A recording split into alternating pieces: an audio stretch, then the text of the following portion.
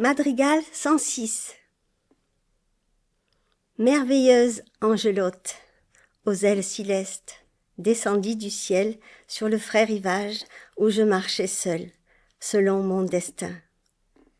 Comme elle me vit sans aucune escorte, elle tendit sous l'herbe sur la route un piège de soie qu'elle avait filé.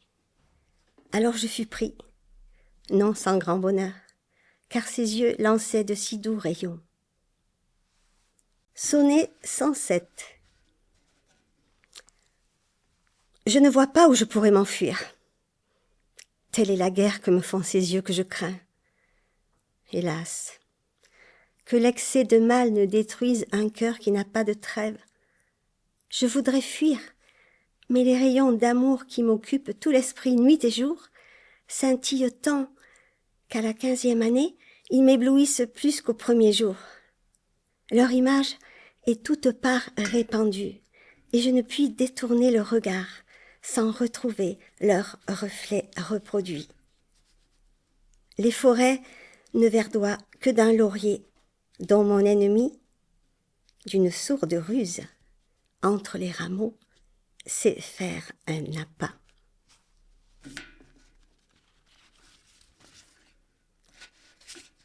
Sonnet 108. Terrain le plus fortuné entre tous, où j'ai vu amour arrêter ses pas et les yeux bénis se tourner vers moi, imposant à l'air sa sérénité. Une statue de solides diamants se fêlerait avec le temps, avant que je ne voie que disparaissent celles dont j'ai la mémoire et le cœur si plein. Et je ne t'aurai jamais assez vu, que je ne me penche en quête des traces qu'elle a laissées sur son tendre passage. Amour ne dort pas dans un cœur vaillant. Alors, va le prier, mon Senuccio, versant un pleur et poussant un soupir. Sonnet 109. Hélas, chaque fois qu'amour fait assaut de mes nuits, de mes journées, plus de 1000, je reviens, où j'ai vu briller les braises qui font de mon cœur un feu immortel.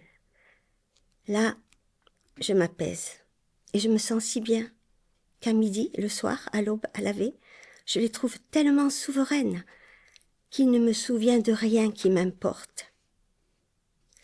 Le souffle doux qui de son clair visage émane avec le son de mots courtois pour faire régner la sérénité, comme un souffle tendre du paradis semble dans cet air me réconforter.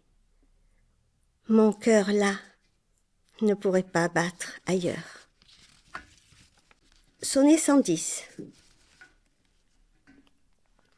Amour me poursuivant, au même endroit, je me tenais en garde en bon soldat qui se prépare et ferme tout passage, armé de mes pensées habituelles.